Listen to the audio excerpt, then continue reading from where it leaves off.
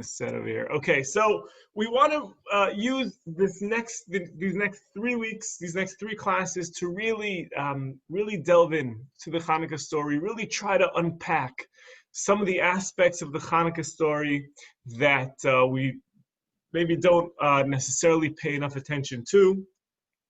So I hope everyone received the handout that I sent out, but I'm going to share my screen with you so we can all see the handout together. The Chanukah story begins really with the 2nd verse of the Torah.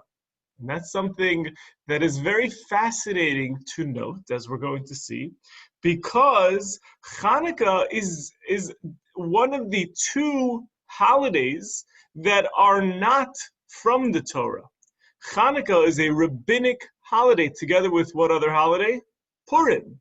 Chanukah and Purim are both rabbinic holidays. There are other significant fast days that are rabbinic. Yom Kippur is the only Torah fast day. The other fast days are rabbinic. But in terms of a holiday, Chanukah is a rabbinic holiday.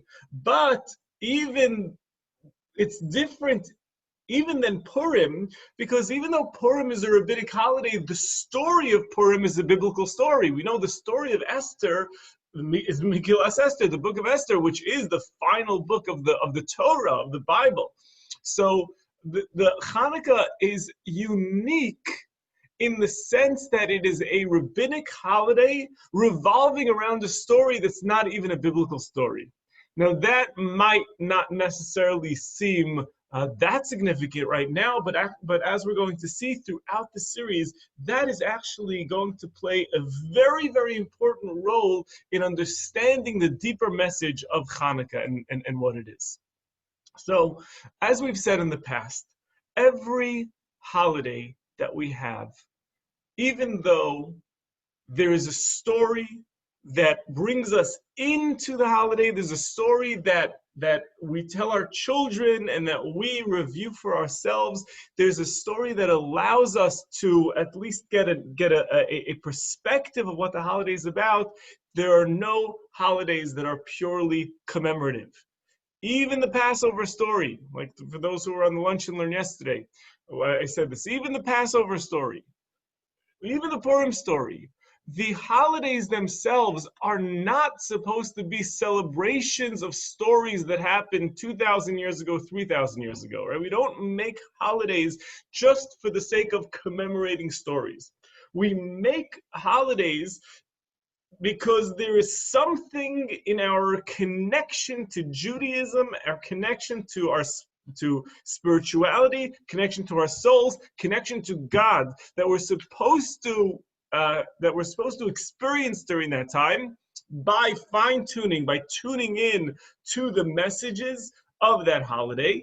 And the story is just the beginning place. The story is the place to start, so that once we scratch the surface and go deeper and deeper and deeper into the story, now we'll be able to extract from there the lessons and the message of it. So while the Chanukah story is going to play a very significant role in understanding Chanukah, what we want to do is go deeper than the story. What we want to understand are the values, the message, the connection that's hidden in Chanukah through the story. But also we want to discover that in the Torah itself, see where those hints, where Chanukah is hinted to in the Torah. Because through that, we'll really be able to fully understand what is the deeper message. What are we trying to do with Chanukah? What is Chanukah trying to bring out of us and to bring out of our souls? So therefore, even though Chanukah revolves around a story that happened after the books of the written Torah were already closed, were already sealed, it happened during the Second Temple. And therefore, it's only a rabbinic holiday. What we're going to do is we're going to look back into the Torah and be able to find hints to Chanukah, because the groundwork, the foundation of the spiritual significance of Chanukah goes back to just the core of what Judaism is all about. I hope that makes sense. So if you take a look over here in the handout that I sent you, if we take a look at the second verse in the Torah begins, Bereshit, in the beginning, Bar Elokim, in the beginning of God's creation, et hashamayim v'et haaretz, of heaven and earth. And then the second verse says, the earth was chaotic and empty. The Hebrew is v'haaretz, hayta tohu vavohu v'choshech al pnei tehom, v'ruach elokim merachefet al pnei hamayim. The earth was chaotic and empty, with darkness over the depths, and a wind from God was sweeping over the earth. Remember this verse? And I bet you, when you studied this verse, you were like, oh, Chanukah. But this verse is very, very profound. For those actually who have been in the Kabbalah class from the beginning, we've quoted this verse before. But the reason that this verse is relevant to Chanukah is because the Midrash goes ahead and expounds in classic Midrashic style. And it says that these four terms that you find, chaotic, empty, darkness, and depth, four sort of dark terms, four very negative terms, chaos, emptiness, darkness, depth, right? These are sort of these dark terms. And these dark terms suggest that before there was the light of the first day of creation, we know the very next verse is going to be, Vayomer Elokim Yar, God said that there will be light. But before there was light, in the beginning of creation, God created a world that was full of darkness and negativity. Why is that? Very briefly, without getting into it, because this has just been a recurring thing that we've discussed so many times in this Kabbalah class, but we know that Kabbalah does teach that the way that God allowed a world to come into existence was by creating what Kabbalah calls a tzimtzum, a constriction of himself, allowing for this void, right, so to speak, because remember, before there's anything, God is filling all space. God is this ineffable and this endless light, which does not allow, which is so powerful, it doesn't allow for anything else to exist. So in order for God to allow something to exist, in a sense, there has to be some sort of constriction to create this vacuum. And that happens in four stages. So there's sort of these four levels of darkness, chaos, emptiness, darkness, and depth.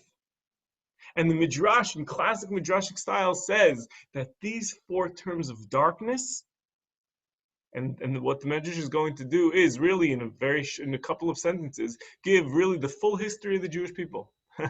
It's going to say that these four terms of darkness correspond to the four major empires who are going to cause trouble to the Jewish people, that are going to persecute the Jewish people, and that are going to create these four different exiles. And if you're unfamiliar with this concept in Judaism, this comes up many, many times, but we believe that Jewish history, which after the temple, is a very bittersweet story, as we know. It's a miraculous story. It's a story of a Jewish people that we're just fighters and we come back and we're stronger and stronger. No matter what, nobody can take us down. But it's a story of many, many trials and tribulations. And we know that there are four exiles, and here they are in this chart that's in front of you. Those four exiles are Babylon, Bavel, Persia, Media, Greece, and Rome. So the first one, which is chaos, which is represented by the word chaotic in the Torah, the world was chaotic, that is a hint to a future exile that would happen by Babylon. The Babylonians destroyed the first temple 5th century BCE and sent the Jewish people into exile. That was the destruction of the first temple. That was Solomon's temple, Shlomo's temple. The Jewish people were then in exile for 70 years. That is when the Purim story happened. That was the Purim story was considered the second exile. And in the Purim story, they wanted to exterminate the entire Jewish people. It was genocide. It was about annihilation. And that happened during the 70 years that they were in exile between the first and the second temple. The third exile, which is referenced and represented and hinted to in the word darkness, is Greece. That's going to be our story. That's going to be the Chanukah story. And Greece, their goal was to stop the Jewish people from practicing Judaism, right, and cause mass Hellenization. Not annihilation, but Hellenization, assimilation. That was during the Second Temple period. Right? Chanukah, in a sense, is also unique in the fact that it is the only persecution that we had, or the only holiday that about a persecution that happened during temple times. And finally, the fourth word in the verse is the word depths, which is the exile of Rome. Rome were the ones that destroyed the second temple, and that was 68 CE, sending the Jewish people into an exile that will last until the arrival of the era of Mashiach, until the Messianic times. That is the exile that we are currently in, but we believe, based on events in the world, based on our growing connection to Israel, that we're getting closer and closer and closer to the era of Mashiach, if not that we are already really in it, what we call the footsteps of Mashiach, and sort of the attitude of the world and the movements that we have going on in the world that seem to be pushing the world towards a more woke consciousness, as they say, the buzzword, are all really signs that we are knocking on the door of really the Messianic era. So here we are. So we have now these four exiles, again, Babylon, Persia, Greece, and Rome, and all of them are hinted to in the very first verse in the Torah. And significantly enough, of all of them, these are all dark terms, but the darkest of them all is the word darkness, which corresponds to Greece. And that's really where the Chanukah story happened. And that's where we're going to be spending, obviously, the bulk of our time discussing in this series. Any questions on what we've said until now? Is this all making sense? Good stuff. I have a question about Yes. the words, the Hebrew words that are each of those words. So chaos is Tohu. tohu, Yes. and darkness is choshech, Yes. and depth is what? Tehom. Tahom. And then the other one is, I can't remember now. So What's it's the last Tohu one? and Vohu, Choshech and Tehom. So empty is vohu. So tohu and Exactly. vohu is chaos. Okay, got it. Exactly. I just wanted to like correspond the Hebrew with the English. Absolutely. I didn't know all of them. Absolutely. Okay, thank you. So again, now I want to point something out before we move on. You know, when you're learning this midrash for the first time, you're learning this midrash, and you learned a verse in the Torah, and suddenly you're learning a midrash that says that the second verse in the Torah hints to all of these exiles. That could be bothersome, and I'm asking a question that really I already answered earlier on, but that could be bothersome. Well, one would think to yourself, wow, like, this is a really sad story. Like, you know, we're hinting to these exiles already in the beginning of the story. Like, what, you know, what?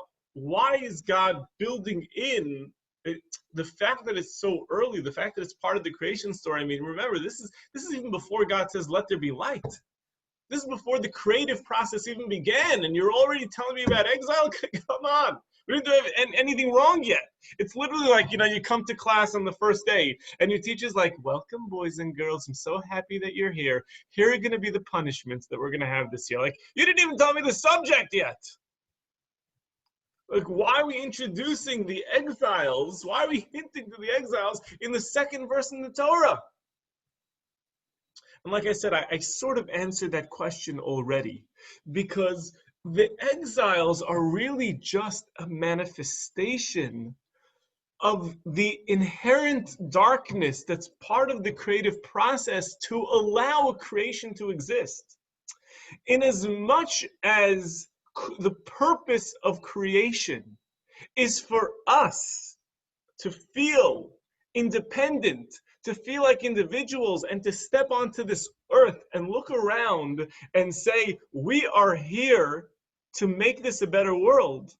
That means that the world is built on a platform of chisaron, of imperfection, that we are here to perfect. You know, it's like, often, you know, if you hire, let's say, you hire a manager, for your company, right? So things are chaotic in the company. So you hire a manager to sort of fix the chaos. And after a couple of days, the manager is like, this is such a terrible job. There's so much chaos here. And you're like, it's only because there's chaos here that you have a job, right? If there was no chaos, we wouldn't need a manager, right? That's what you're here for, right? So it's only the chaos of the beginning of creation. It's that God creates this chaos.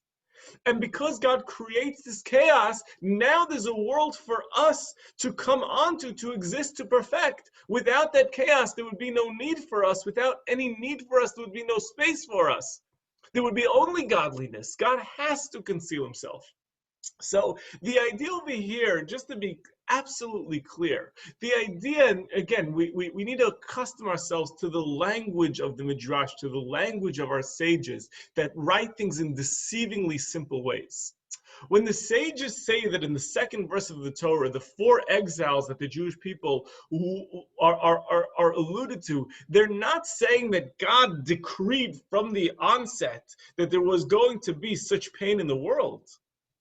What it's saying is that all potential for imperfection was built in from the beginning so that we can come onto this world and bring our light onto the world. And because there is that inherent imperfection, that will allow for the potential for these exiles to happen. And I hope that that's clear. I have a question. I'm sorry to interrupt. Sure. So why is the whole Noach story not even like Noach is like, just right after this, and that's when God was like, you know what, this is so chaotic, it's so bad that I have to start over. So it's interesting. I just find it interesting. You probably don't. There's probably no answer for this, but like, why? Like, there's these 4 exiles that all happened after Noach. Yeah. Remember Egypt, Heidi. Egypt is not there either. Egypt was the exile of all exiles. So true.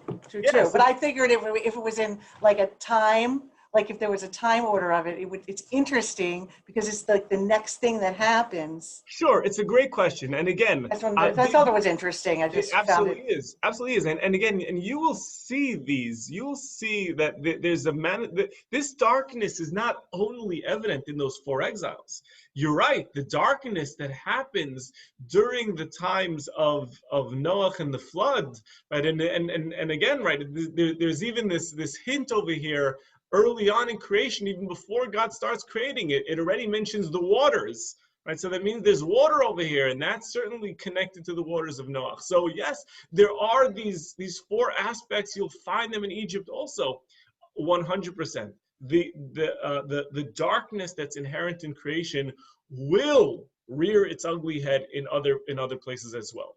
All of the Midrash is doing over here is pointing to saying that these 4 stages of darkness will manifest itself for the Jewish people in our nationhood in these 4 ways.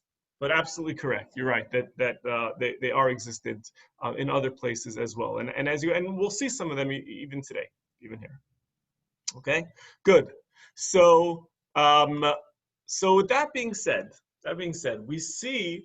So when we understand that we have these 4 exiles that are hinted to with these 4 stages of God withdrawing himself from creation, and we're going to we'll put a lot more focus on Greece as we move on, but I first want to set the stage of the full picture because I want you to get the sense of where Chanukah fits into the Jewish story as a whole. Because we look at many of the different holidays that we have, the many different stories that we have, sometimes we look at it in a vacuum. Hey, Purim is coming. Hey, Yom Kippur is coming. Hey, and each one has its own set of Torahs, and each one has its own set of ideas. But we want to look at Judaism at the entire picture. So to fully understand Chanukah, we want to see how it fits into the greater picture. What was unique about Greece? What was unique about that exile that makes Chanukah unique? Chanukah has its own message. It's not just they tried to kill us, let's eat, we won, let's eat more, right? It's not just that, right? There's a lot more to it. It's which is why we eat different foods for each one, right? Meaning, but it's a difference. It's a more subtle thing, because the Greeks weren't saying we're going to kill you all. They're saying, hey, you know what? All you got to do is pray to idols. Like there was like less of a, slap you in the face, get the heck out of here, I'm going to kill you. Correct. Correct. Kind so of we want to look at subtle. each one. Yeah. So we want to look at each one of those, and we want to see why specifically at that time. Why does suddenly God introduce this Greek monster on us at that point in history? How does that and how does that fit in to the other exiles, and how does that fit into us today? So there is a great philosopher and Kabbalist by the name of Rabbi Yehuda Loewy. He was known as the Maharal, or the Maharal of Prague. Many people are familiar with the Maharal of Prague from the very famous Jewish legend about the Golem of Prague, which again, if the story is true, then it was created by the Maharal of Prague, who was a Kabbalist. But the Maharal of Prague was really one of the wonderful, incredible writers. He has many, many books that are written that really weave together Jewish philosophy together with Kabbalah, together with deep, deep ideas about just understanding human consciousness. You can write, you can really build an entire modality of therapy just based on the writings of the Maharal. Just a very, very deep understanding about the deep recesses of the human mind. Can you repeat the name, please? The Maharal of Prague, Rabbi Yehuda Loewy. Yehuda Loewy, the Maharal of Prague. So the Maharal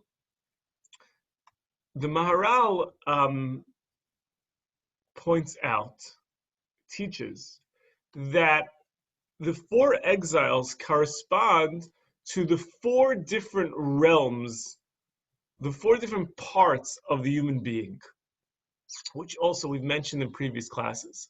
But let's take a look over here at what those are. So the Maharal says that you can really break up a human being into four parts, four sections, four realms. The first he uses, and the Hebrew words over here are going to play a role. The words that he uses, the first one is the guf. The guf means your physical body. So when we talk about the physical body, let's just be clear as to what we mean. Basically, the physical body is really just your skin, your bones, your muscles, your tissue, your blood, right? The very, very physical, the actual things that you can touch and feel. When the Maharal speaks about guf, he's not only limiting it to just the actual things that you can touch and feel and that you would dissect in science class, if you were dissecting a human being, which please don't, but anything, right? But that he's not just speaking about that, but he also associates with that the very, very basic needs that are necessary for any species to exist on this world. Every species needs food, every species needs shelter. So the guf includes really just the body itself, the physical elements of the body, as well as the basic bodily needs. On the sense of guf, there's really no difference between any living thing that exists. It doesn't matter, animals, human beings, and even the plant species. Everything has in it its guf with its own set of physical needs, and that's, if you will, the lowest realm. But we don't necessarily need to talk about lowest to highest for now.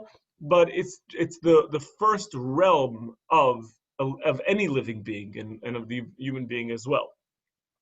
The second one, and by the way, I'm saying these terms, and these are the terms that the Maharal uses. It's important to note in your studies of deeper Torah that not all books refer to you'll find often multiple words for these things. So if you ever see it you'll often see it with these terms. You might see it in other books using different terms, but these four realms are pretty much all across the board. Jewish tradition usually looks at the person with these four realms, and as well as many other systems, and then it's really just a matter of the language. But this is a language that you'll see in the Maharal and in many other books as well. The second level is called the Nefesh. Nefesh is best translated as the life force. So over here, this is now where we become uniquely human, in the fact that over here, there are specific human emotions, specific human drives. At this point, life is not about staying alive. I'm just giving you a chance to sing the song in your head. I was about to do it. I'm not going to go there. But it's more than just staying alive. It is actually about having a human experience. Love comes from the nefesh. Emotions come from the nefesh. The desire for honor is part of the nefesh. Question. Yeah, very good. Yeah, somebody's pointing out on the side the similarity between this and Maslow's hierarchy of needs. Absolutely, it is. It's similar to Maslow's hierarchy of needs. It's similar in some ways. It doesn't line up exactly, but the concept is similar to what Buddhism calls the chakras. Right? You find many of these systems that try to really show how the human being is broken down. And by the way, even in this system, the Maharal will acknowledge that there are even higher realms, but those realms are really only relevant once you've learned how to experience those higher realms. Oh, that's a great question. Devin is asking on the side, which of these stays with you, defines you after you pass on? We'll get there. That's actually going to be the highest realm, and you'll see that in a moment. So certainly not the guf, but also not the nefesh. The nefesh is really about your human experience over here, but neither the guf or the nefesh is really your identity. The next one that's on top of that is called the seichel, or the sechel, which means the intellect, the mind. And that's the capacity to think, but also to reach even higher consciousness. So the mind itself has many different levels. Right? The mind can be operating on a very basic level. It can just be focused on the guf, on the physical body, because you happen to be hungry or tired. It can be focused on the nefesh, on the life force, on experiencing your emotions and your drives, but it is its own realm in the fact that it has the ability to climb higher and higher and higher, to be able to process, to be able to understand, to be able to become logical, to be able to learn, to be able to create. All of that is going to be connected to the seichel. Okay? And then finally, the highest one, Devin, this is to answer your question. The highest one is what the Maharal does something very interesting over here. He calls the highest one the entirety. He does something very interesting. This highest realm, he doesn't view as something that, because often you'll hear people say you'll hear people say body, heart, mind, spirit. But in the Maharal's language, the Maharal's view, this highest realm, which, Devin, this is going to be your identity, this is going to be the you, this is something that operates as a whole. Meaning it pulls together, it weaves together the guf, the nefesh, the sechel, and says, no, these aren't just three independent me's operating in their own way. This is my identity. This is the force of the decision. This is the Shlomo Buxbaum that now, once there's a real identity, once there's a me that's introduced, now I have a guf, I have a nefesh, I have a seichel. Without that, these would just be these sort of three independent monsters, which again, sometimes when we're out of control, we feel that way, right? God forbid, we all know any bad habit or addiction, what's happening is we're not in touch with number 4. We're not in touch with the Hakol. And because of that, we're pinning our guf against our seichel. We often pin our body against our mind. And now the you, the me, the Shlomo Buxbaum needs to come in and say, one second, okay, me, I'm talking now. Seichel, mind, you're telling me no. Guf, body, you're telling me yes. I'm the referee. I'm the me. I now say, okay, we need to give energy. We need to lean into the seichel. We need to give boundaries to the guf. But there has to be a me, there has to be an identity who is weaving all of this together. And Devin, to answer your question, that's what you take with you. It's the number 4. It's the identity. Okay? Now, because that is the whole human being, that represents the wholeness of the human being. By the way, just want to say that on top of that, the Maharal does mention that there is an even higher self, and that is the purely spiritual self. Right? And again, that is really, that's an even higher level of consciousness that you're not actively aware of in this world, but it's sort of like the spiritual source where you're pulling from. You sort of imagine it being on top of you, that you're pulling it down. So the Maharal says that just as there are these 4 aspects of the human being, these 4 correspond to the 4 exiles. And that means that if you imagine the Jewish people as sort of being this big collective, imagine the Jewish people as just being one big human being, right? All of our souls are connected. We're all interwoven. And imagine that there's just one Jewish people with one body, one life force, one intellect, one hakol, one spirit for now, right? So if we have that, then each one of those aspects of the Jewish people are going to be challenged in one of those exiles. And here's this chart. So we say first that Babylon, and again, he does obviously swap the order in the beginning. Why that is, you can think about, I don't know. He doesn't, as far as I remember, doesn't point that out, that he's switching the order a little bit from the way you would build it, but that's sort of the way he rolls. So he says that the first one was Babylon. The Babylonians who destroyed the first temple, what were they looking for? What was their currency? What was their goal? They wanted power. Power is something that relates to the realm of the nefesh, the life force. So because the Babylonians wanted power, their goal was they just wanted people to be subjugated under them. They didn't necessarily, they weren't trying to wipe us out. They weren't trying to change us. All they wanted was that we should be under their power. The second one, Persia, Media, that's where the Purim story happened. That corresponds to the guf, to the body. Why? Because what did Haman want to do to the Jewish people? Complete genocide, complete annihilation. He wanted to destroy our bodies, our physical selves, that we should that we should cease to exist.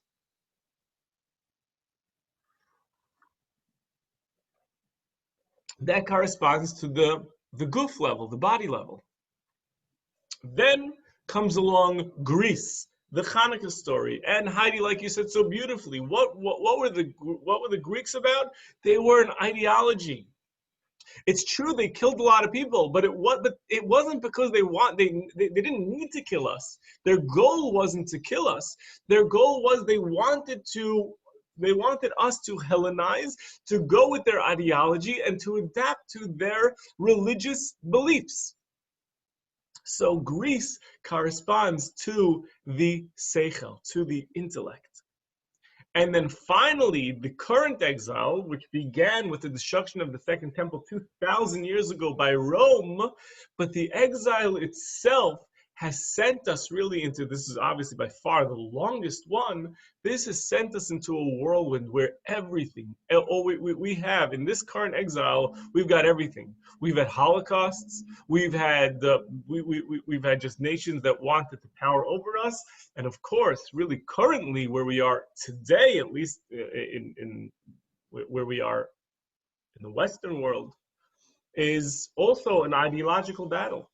So this Rome, this final one, is Hakol. Hakol means entirety. It's got all of the exiles in there. So very incredibly, the Maharal says that the 4 exiles correspond to these different 4 aspects of being human. Questions before we move on? Rabbi? Yes.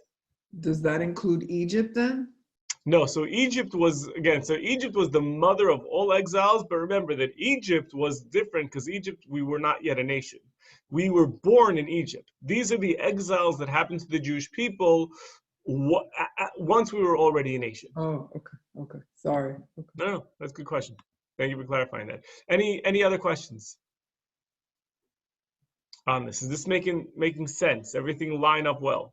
Good. Okay. Now, so obviously we're going to delve in a little bit more to Greece, but I just want to show you a couple of more ways in which these 4 exiles are hinted to. If you had a chance to take a look at the sheet, you probably noticed something very, very cool, and that is if you take a look at the dreidel. Now, I always say that, the dreidel is really like the kids get so excited, right? All kids do. Oh, we're going to play the dreidel.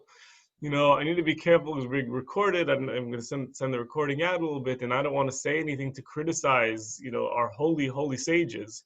But clearly, right, they were really good at like writing Torah, coming up with games, not great, right? You're like, playing dreidel, you're like, after you spun it twice, like, this is so boring. Like, what do we do next? So not exactly the greatest game, right? I don't think that Fisher Price. What are the game companies? Not Fisher Price. What are the big ones? And they make all these games, whatever it is, right? They're not like jumping on like dreidel, like let's do this. But it's unusual to think like, we have this game that's sort of part of our Jewish tradition. Like, where does it come from? But obviously, everything that's Jewish has so much, from the food that we eat to the everything that's culturally Jewish has depth and depth and depth and depth and more depth. It gets messed up though if you're in Israel. Yeah, so the Israeli dreidel came later. Ah. Yeah, for all of history, they played with the classic dreidel. They didn't play with the Israeli dreidel. This is the dreidel is the game of exile. It is the game of the diaspora. Because if you take a look at the letters on the dreidel, Nun, Gimel, so this is the brilliance of the dreidel, the Nun and the Gimel and the Hey and the Shin, which we are taught stands for Nes Gadol Haya Sham. A great, Nes means a miracle. Gadol, great, so a great miracle. Haya happened, Sham, there. So this became now the game of exile, but there is a hidden message. And that is that the 4 sides of the dreidel correspond to these 4 levels of being human. The Nun is for Nefesh. The Gimel is for Guf. The Shin, I'm jumping over here, the Shin is for Sechel. Remember, the Shin and Sin are interchangeable. It's for Sechel. And the Hey is for Hakol. So in a sense, what we're doing is when we are spinning the dreidel, and by the way, these correspond to the 4 exiles. So when we are spinning the dreidel, what we're doing is, number one, we're saying that as Jewish people, we just go around and round and round. We go from one exile to the other. We go here, here, here, here. But a dreidel only spins because of the, I think it's called inertia, right? Because of the, or whatever, the force of the energy of the hand that's on top of it, that's spinning it. And the hand that spins the dreidel represents the hand of God, saying, in this world, I'm just spinning you around. You're going from here to here to here to here. But what happens when you spin the dreidel? Everything becomes blurry. Suddenly you can't even see the difference between anything. It all sort of merges together. And then, right, as long as it has that force that's spinning it, it's not landing on this exile. It's not landing on this exile. It's not. The minute that energy stops, we plop into exile. Dreidel is a reminder, without the hand of God, you're plopping into Babylon, you're falling into Greece, you're getting stuck in Persia, the Romans are destroying you. As long as you have the hand of God spinning, you're remaining standing. And the same thing is with the human being. As long as you have the hand of God, as long as you have God in your life, then you're able to bring together all of these. You're able to elevate every single part of you. Without that, you get stuck. You get stuck in one realm. You're not working, you're not bringing together all of the different levels of your soul, all the different levels of you. Can I ask a question, please? Yes, sir. So where was the hand of God with the other exiles? What do you mean? Well, if you say, if God's spinning, you're not ending up in any of these exiles, well, where was the hand of God to keep people from ending up in the exiles when those were going on? You mean the other three? You're asking why is the Chanukah story, why is the dreidel only by Chanukah and not present by the other ones? No, if the hand of God is spinning the dreidel, so we're not ending up in these exiles, then how do we end up in the exiles? Was the hand of God not spinning it? I understand. That's what you're saying. Correct. Yeah. So meaning what we're saying is that God, in those specific situations when things get bad, that's when we're saying God is concealed. That's the concealed hand of God, right? Like we say in the book of Esther, that Esther stands for hastara, concealment. So for whatever reason, history, our story, necessitated for God to conceal himself, which is why we fell into the exile. God removed his hand, right? Not literally, well, obviously not literally because we're talking about a hand, but even not literally, God wasn't really removing himself, but just concealing himself as if his hand wasn't spinning. As a side, and by the way, obviously next time we're going to dig much deeper into Greece and again understand specifically why at that point in history Greece came in and what Chanukah represents for us. But just one more idea that is related just to looking at the four exiles as a whole. The Torah says that for something to be kosher, this is by the way also part of that same essay of the Maharal. The Torah says that in order for an animal to be kosher, it needs to have two signs. Number one, it has to chew its cud. Swallows it, brings it back up, swallows it again. That is one sign of kosher. The second sign of kosher is that it has to have split hooves. And the commentaries explain that obviously the whole idea of kosher is really beyond human grasp.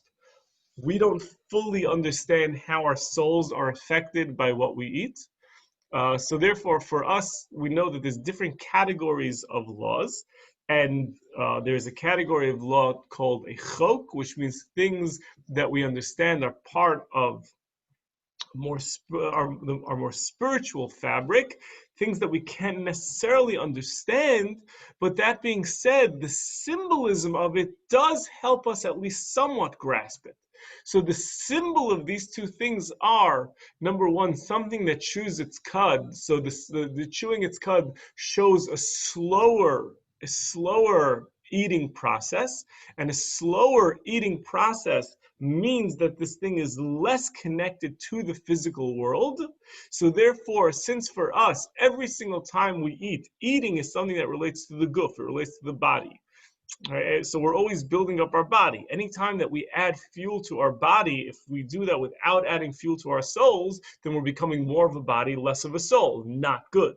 Right? So therefore, even the food that we eat, we want to eat food that both fuels the body and the soul. And Kabbalistically, food that is kosher is that this is the food that we have the ability to extract the soul food that's in there, whereas non-kosher food feeds only the body and not the soul. So the symbolism of the chewing the cud means that it's a slower eating process. That means that it's not as much connected to the physical eating process. The split hooves is connected also to its nature and how it approaches other animals.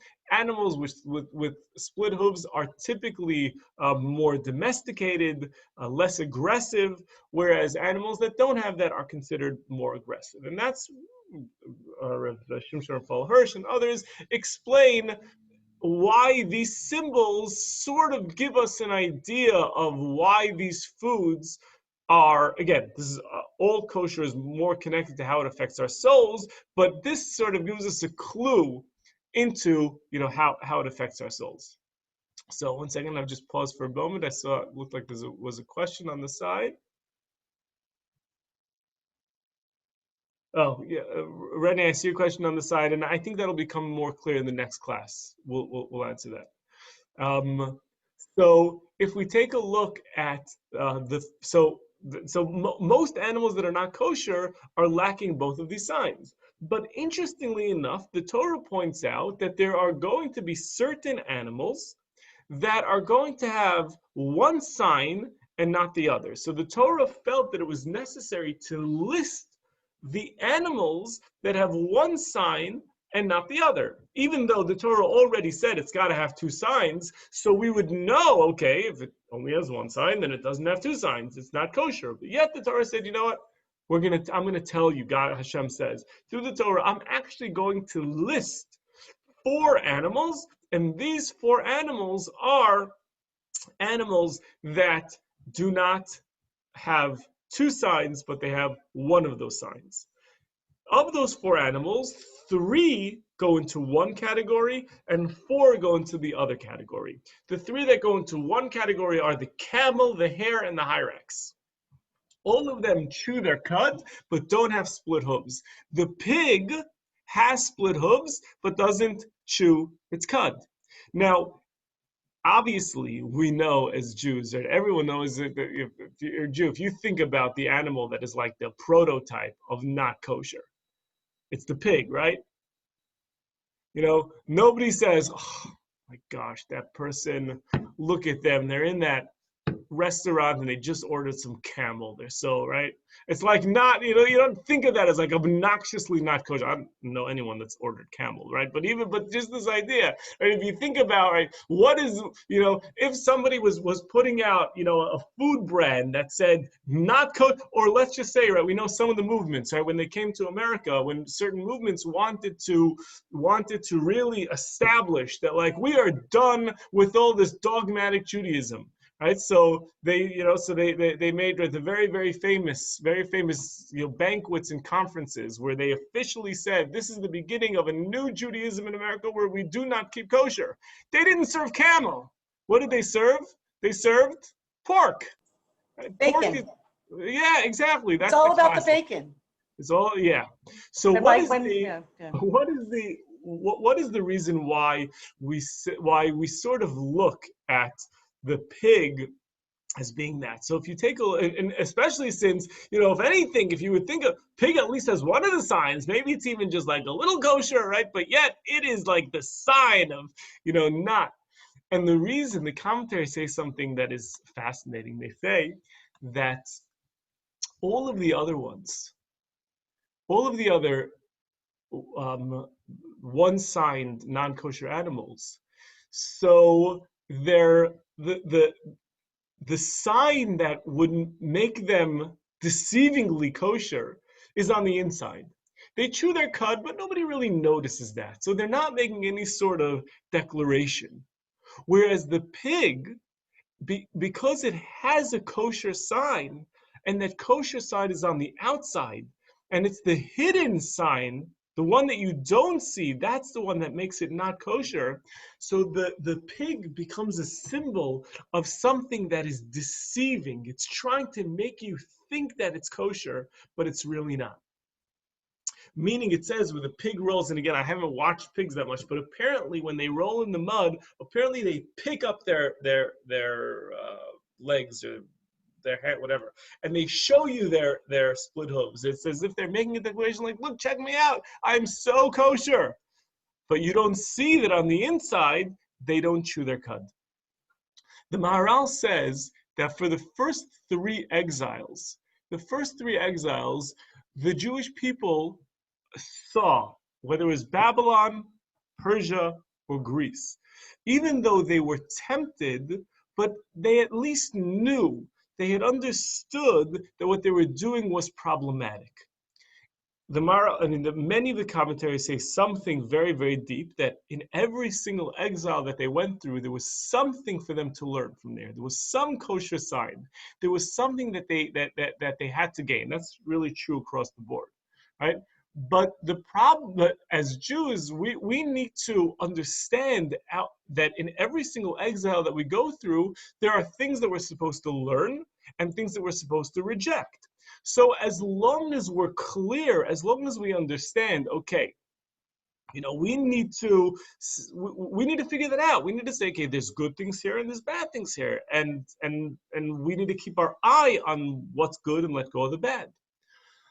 The Maharal says that the current exile, the fourth exile that we're in, is compared to the pig, in the sense that it's going to come to a point, it's going to come to a tragic point in our history where so many Jews are going to become so comfortable in exile that it's going to be that externally they're going to think that this is really the way it should be. This is really where we belong. The not kosher part is going to become the concealed part, and the kosher part is going to become the external, meaning externally it's going to look like everything is kosher, but really inside. And there's many, many ways that we could apply that, to our life now. It can be, even just someone, like they say, somebody who looks very religious, but is not religious on the inside. It could be applied over there, or it could be applied to different, to a value system. Certain values that we say, oh, that's a good value. Yeah, that's something that we should adopt. And really, it's not a Jewish value at all. All of these things that look kosher on the outside, but are not kosher on the inside, that's what's represented by this fourth animal. And the Maharal says that's going to become a central feature of the exile that we're in now. So again, I know that's slightly off of our topic, but the Maharal does say that in his essay on Chanukah, so I thought that I'd share it, and because of how they correspond with the four different exiles. And now that we understand the big picture, we understand the four exiles, next time we'll be able to focus our attention directly on Greece and really understand what that says to us, what that tells us, and what the holiday of Chanukah specifically is all about. So we'll stop.